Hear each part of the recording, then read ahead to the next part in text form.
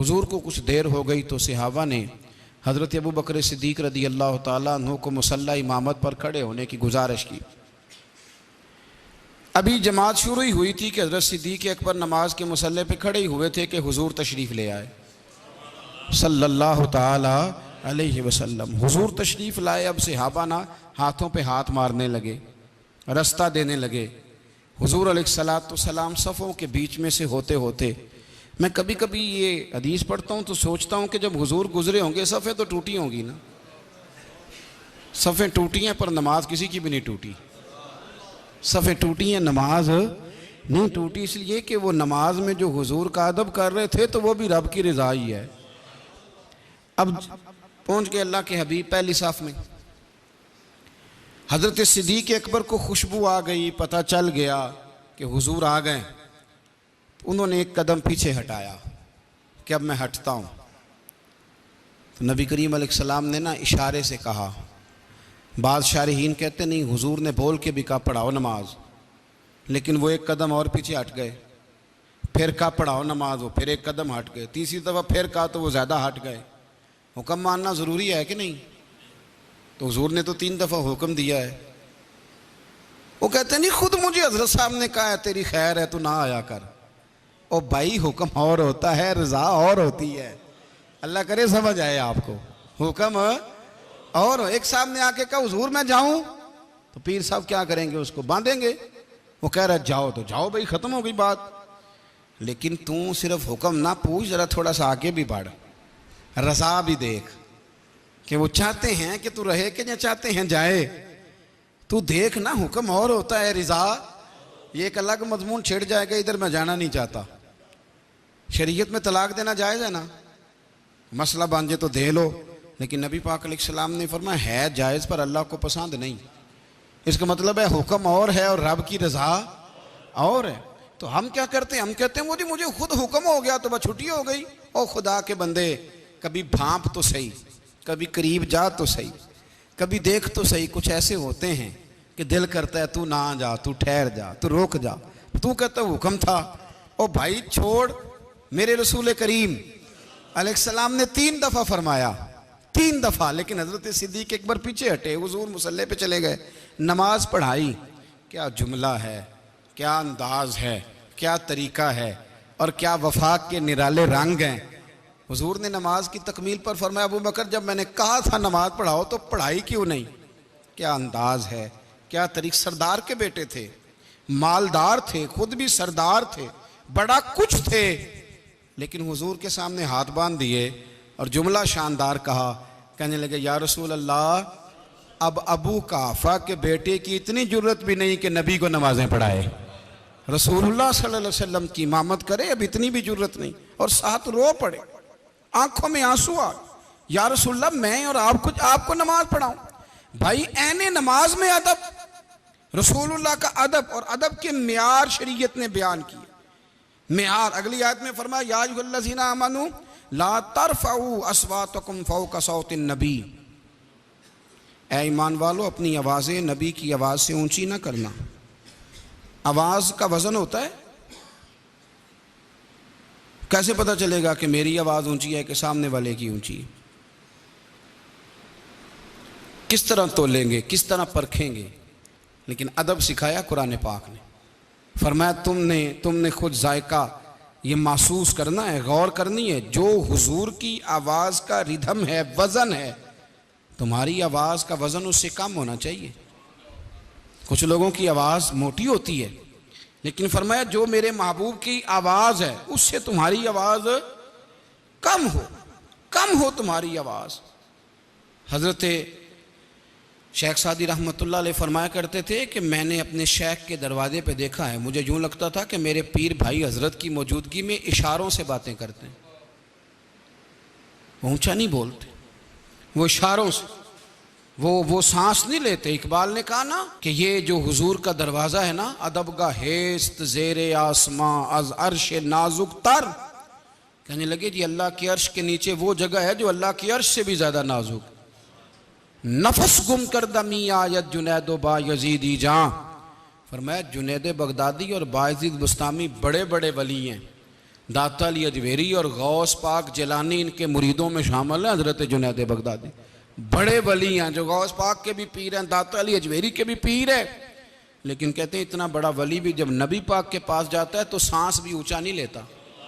नफस गुम कर दमी आयत जुनैदो बा यजीदी जा, आज सांस भी ए पाए नजर होश में आ, ये कुव्वे नबी है। आंखों से भी चलना यहाँ बेअदबी है।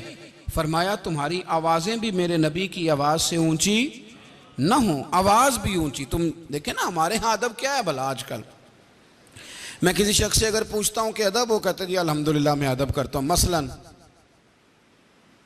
मसलन क्या अदब करते हैं? हम इतने सिमटे हुए हैं कि हम किसी बुजुर्ग के पास जाएं तो जरा ख्याल करें, बोल किस तरह रहे हैं, बात किस तरह कर रहे हैं। ये सोचा हमने? अपने वालिद के सामने, उस्ताद के सामने, मुर्शिद के सामने हमारा तरीका क्या है?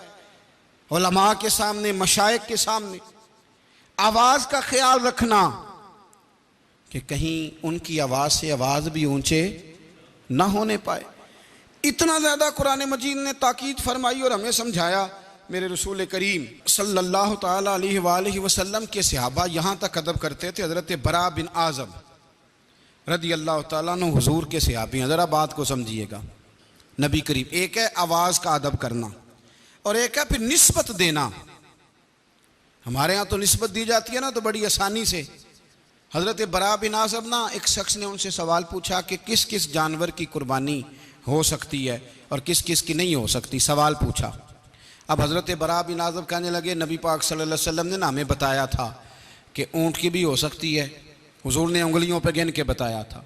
और हुजूर ने फरमाया था गाय की भी हो सकती है, बकरे की भी हो सकती है। यूं करके उंगलियां दिखा रहे हैं भाई, ऐसे हुजूर ने, तवज्जो करना, ऐसे लोगों को तवज्जो कराने, भाई यूं हुजूर ने बताया कि इस तरह हुजूर ने उंगलियों से बताया कि ऊंट की भी हो सकती है, गाय की भी हो सकती है। फिर फौरन ना बात करते करते हजरत बरा बिन आज़ब सहाबी हैं, बात करने करते उंगलियों की तरफ देखा, फिर सहाबा की तरफ, फिर उंगलियां, फिर सहाबा, फिर आंखों में आंसू आ गए और कहने लगे यार मैं ना हुजूर ने उंगलियों पे गिन के बताया था तो बता रहा हूं, वैसे मेरी उंगलियां नबी पाक की उंगलियों जैसी नहीं, वैसे मेरी उंगलियां हुजूर की उंगलियों की तरह की नहीं। वो तो हुजूर ने गिन के बताया था तो मैं भी, वरना मेरी उंगलियां तू अमीर हरम न फकीर बेनवा तू कुजा मन कुजा, मेरी उस तरह। यार हम भी तो तशबीह देते हैं ना, रोज इशारे करते हैं, इस्तियारे करते हैं, लोग तो कर कर के दिखाते। फरमाया ना, मेरी उंगलियां हुजूर की उंगलियों की तरह की नहीं है। तौबा तौबा, मेरी उंगलियां बात करते करते कहां कहां। एक है कि नेकी कर रहे हो, परहेजगारी कर रहे हो, उसमें भी आगे नहीं गुजरना। और फिर अपनी आवाजों का अदब, हमारी आवाज भी आवाज से आगे न चली जाए। और फिर ये कि आपने जब इशारा दिया, तशबीह दी, तो उस चीज का भी अदब है कि भाई मेरी उंगलियां हुजूर की उंगलियों की तरह की नहीं है। और फिर इतना अदब, हम ना पहली सीढ़ी नहीं चढ़े अदब की। हजरत गौसे आजम रदी अल्लाह तआला अन्हु से किसी ने पूछा था हुजूर दीन को दो लफ्जों में आपसे पूछें तो दीन क्या है? तो आपने फरमाया दो लफ्जों में पूछना है तो दीन सारे का सारा अदब का नाम है। हमारे ज़माने में ना बेबाकी का दौर है। दो चार मसले किसी को आते हैं तो वो आके ना बताना ज़रूरी समझता है। उसको पता नहीं कि मैं क्या बात मुझे करनी है, क्या नहीं करनी। इमाम गज़ाली रहमतुल्लाह अलैह कहते हैं मैं अपने शेख का मुरीद हो गया। तो एक शख्स उनसे मसला पूछने आया मुर्शिद से, तो वो कहने लगे भाई इस सवाल का जवाब मुझे नहीं आता। कहते मैंने उस बंदे को ना पकड़ लिया, कोने में ले गया, मैंने कहा मैं तुझे बताता हूँ। कहते जब मैं बताने लगा तो मेरे शेख ने आवाज़ दी, कहने लगे गज़ाली मैं तेरा मुरीद ना हो जाऊँ? तुझे तो ज़्यादा मसले आते हैं, मुझे थोड़े आते हैं, तो फिर मैं तेरा मुरीद ना हो जाऊँ? कहा हुजूर क्या मतलब? फरमाने लगे तेरा क्या ख्याल है, मुझे नहीं जवाब आता था। मैंने तो इसलिए नहीं बताया कि बाज़ों का सवाल का जवाब देने में भी तकब्बुर होता है। इंसान के अंदर चीज़ उछलती है। बहुत सारे लोगों को चार बातें आ जाएं तो वो जब तक सारी मस्जिद के नमाजियों की नमाज ठीक ना करा लें उतनी देर तक उनका इल्म उन्हें सोने नहीं देता रात को। और तहकीक करने निकले हुए हैं बेचारे, तहकीक करने निकले हुए हैं। तहकीक नहीं कर रहा तो बेअदबी कर रहा है। वो मेरे मौलाना ने मसला बयान किया तो मैं उधर भी जाऊंगा पूछने के सही है कि नहीं, उधर भी जाऊंगा। एक साहब मुझे भी फ़ोन करने लगे जी वो मौलाना ने आज अजीब बात कर दी, हालांकि उन्हें 30 साल हो गया जुमा पढ़ाते, आज उन्होंने अनोखी बात कर दी है, ये बात गलत है। मैंने एक दो और मुफ्तियों से भी पूछा है, तो मैं आपसे भी पूछ रहा हूँ। मैंने कहा कितने साल हो गए? आपने खुद ही बताया 30। तो मैंने कहा 30 सालों में जो उसने सही बातें की हैं वो भी आपने किसी को बताई हैं? 30 सालों में एक गलती भी तो बंदे को लग ही जाती है ना। मेहरबानी कर यार, जो उन्होंने बाकी सारी सही बताई हैं उनका जिक्र कर, ये तो बेअदबी है। आपको पता है हमारे सूफिया ने लिखा है कि अपने शेख को, अपने उस्ताद को तबलीग करना भी मना है आम आदमी का। आप जाके उस्ताद जी को नहीं कह सकते कि उठे नमाज का टाइम हो गया। सोए हों तो बात अलग है, लेकिन बैठे हों तो आप नहीं कह सकते चलो नमाज पढ़ लो। वो शेख हैं आपके, किस हिकमत से बैठे हैं, क्यों बैठे हैं, किन वजूहात पे बैठे हैं, ये आपको समझना चाहिए। कुछ चीज़ें ऐसी होती हैं जो तफसील तलब नहीं होती, लेकिन हमारे यहाँ मिजाज बन गया है जिसको 4 लफ्ज़ आ जाते हैं वही सबसे बड़ा शेख होता है। ये बेअदबी है। और बेअदब आदमी जो होता है ना बेसुकून होता है, बेअदब आदमी बेकैफ होता है। उसे लफ्ज़ों का हेर फेर आ भी जाए तो इबादत की लज्जत नहीं आती। हाँ, उसकी शहवतें उस पर गलबा कर जाती हैं, वो कई दफ़ा नफ्स की गुलामी का शिकार होता है। अदब हुसन है, अदब वकार है, अदब के अंदर जाज़बियत है। मेरे रसूल करीम नबी रहमत रसूल अकरम सल्लल्लाहु तआला अलैहि वसल्लम के सहाबा, हुजूर बहुत सारे आदाब बताते नहीं थे कि इस तरह करो, लेकिन जब आपने अदब करना हो तो फिर अदब आ भी जाता है। लेकिन जब इरादा ही ना हो फिर कैसे आएगा? फिर इंसान बहाने करता है। हज़रत असला बिन शुरैक हुजूर के सहाबी थे। इनकी ड्यूटी ये थी कि रसूल करीम अलैहिस्सलाम जब सवारी पे बैठेंगे तो ये कजावा बांधेंगे, इनकी जिम्मेदारी थी। रात को नबी करीम की बारगाह में हाजिर होते अर्ज़ करते या रसूल अल्लाह सल्लल्लाहु अलैहि वसल्लम सुबह कहीं तशरीफ़ ले जाना है, तो हुजूर फरमाते हाँ निकलूँगा। उस वक़्त जब हुजूर ने टाइम दिया होता उससे पहले पहले सवारी पे कजावा बांध देते। ठंड का मौसम था, रात को हाजिर बारगाह हुए। अहमदहु वनसल्ली वनसल्लिमु अला रसूलिहिल करीम, अम्मा बाद, अऊज़ु बिल्लाहि समीइल अलीम मिनश शैतानिर रजीम, बिस्मिल्लाहिर रहमानिर रहीम। या अय्युहल्लज़ीना आमनू ला तुक़द्दिमू बैना यदयिल्लाहि व रसूलिही वत्तक़ुल्लाह इन्नल्लाह समीउन अलीम। सदक़ल्लाहुल अज़ीम व सदक़ रसूलुहुन नबियुल करीम। इन्नल्लाह व मलाइकतहु युसल्लूना अलन नबी या अय्युहल्लज़ीना आमनू सल्लू अलैहि व सल्लिमू तस्लीमा। अस्सलातु वस्सलामु अलैका या सय्यदी या रसूलल्लाह व अला आलिका व अस्हाबिका या सय्यदी या हबीबल्लाह। अस्सलातु वस्सलामु अलैका या सय्यदी या नबी अल्लाह व अला आलिका व अस्हाबिका या सय्यदी या हबीब अल्लाह। हम्द व सलात के बाद राह अमल वो सिलसिला गुफ्तगू है, इसमें हम ये कोशिश करते हैं कि ऐसी चीज़ें जो हमारे अमल में निखार पैदा कर सकें, गुफ्तगू का नहीं अमल का रास्ता हमारे लिए आसान बना सकें, उन पर थोड़ी थोड़ी गुफ्तगू की जाए। दुआ फरमाए अल्लाह ताला इखलास की तौफीक अता फरमाए। नबी करीम सल्लल्लाहु ताला अलैहि वसल्लम के कुछ सहाबा ने बकरा ईद पर हुजूर अलैहिस्सलाम से पहले कुर्बानी कर ली थी। अगरचे उन्होंने अल्लाह की रज़ा के लिए की, जानवर ज़िबा किए, उन सारी शराइत के साथ की जो शराइत शरीयत ने बयान फरमाई, लेकिन हुजूर सल्लल्लाहु अलैहि वसल्लम पर उन्होंने तकदीम की। हुजूर की कुर्बानी से पहले कुर्बानी कर ली। अल्लाह करीम ने कुरान मजीद में आयत नाजिल फरमा दी। सूरतुल हुजरात में फरमाया या अय्युहल्लज़ीना आमनू ला तुक़द्दिमू बैना यदयिल्लाहि व रसूली। ए ईमान वालो, अल्लाह और उसके रसूल से आगे ना बढ़ो, अल्लाह और उसके रसूल से फिर बात को समझिएगा। उन्होंने कुर्बानी की, जो सारी शराइत जो शरीयत ने बयान की हैं कि जानवर इस तरह का होना चाहिए, इस उम्र का होना चाहिए, वो सारी शराइत पाई जाती थी, की भी अल्लाह की रज़ा के लिए, लेकिन कर ली नबी पाक अलैहिस्सलाम की कुर्बानी से पहले। तो रब करीम ने फरमाया, ईमान वालो, अल्लाह और अल्लाह के रसूल से आगे ना बढ़ो। और जो अगला जुमला है वो और काबिल गौर है, आगे ना बढ़ो और फरमाया वत्तकुल्लाह, अल्लाह से डरो। इन्नल्लाह समीउन अलीम, बेशक अल्लाह सुनने वाला भी है और जानने वाला भी। अल्लाह और अल्लाह के रसूल से आगे न बढ़ो और अल्लाह से डरो। या अल्लाह तेरी इबादत है, तेरी रज़ा के लिए दी है, अच्छा गलती हो गई हुजूर से पहले दे ली, फरमाया नहीं ये तुम्हारी काबिल कबूल नहीं। इसका मतलब ये हुआ कि इबादत बेशक अल्लाह की हो, अगर उसमें रसूल करीम का अदब शामिल नहीं, अगर उसमें अदब शामिल नहीं तो वो चीज़ काबिल कबूल नहीं है। अदब भी शामिल नहीं, वो काबिल कबूल नहीं। बहुत मुत्तकी आदमी, परहेजगार आदमी, नेक आदमी, ये किसी शायर का शायराना जुमला नहीं, किसी अदीब ने कोई अच्छा फिक्रा नहीं तराशा, ये कुरान पाक है।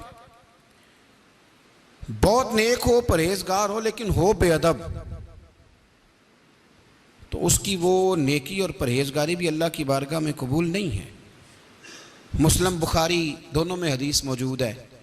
नबी करीम सल्लल्लाहु अलैहि वसल्लम किसी इलाके में किसी कबीले की सुलह कराने के लिए तशरीफ़ ले गए, तो महबूब दो आलम सैयद आलम सल्लल्लाहु अलैहि वसल्लम ने फरमाया कि अगर मैं देर से आया जमात करा लेना। हुजूर को कुछ देर हो गई तो सहाबा ने हज़रत अबू बकर सिद्दीक़ रदी अल्लाह ताला अन्हु को मुसल्ला इमामत पर खड़े होने की गुजारिश की। अभी जमात शुरू ही हुई थी कि हज़रत सिद्दीक़ अकबर नमाज के मुसल्ले पे खड़े ही हुए थे कि हुजूर तशरीफ़ ले आए सल्लल्लाहु ताला अलैहि वसल्लम। हुजूर तशरीफ़ लाए, अब सहाबा ना हाथों पे हाथ मारने लगे, रास्ता देने लगे। हुजूर अलैहिस्सलाम सफ़ों के बीच में से होते होते, मैं कभी कभी ये हदीस पढ़ता हूँ तो सोचता हूँ कि जब हुजूर गुजरे होंगे सफ़ें तो टूटी होंगी ना, सफ़ें टूटी हैं पर नमाज किसी की भी नहीं टूटी। सफ़ें टूटी हैं, नमाज नहीं टूटी, इसलिए कि वो नमाज में जो हुजूर का अदब कर रहे थे तो वो भी रब की रज़ा ही है।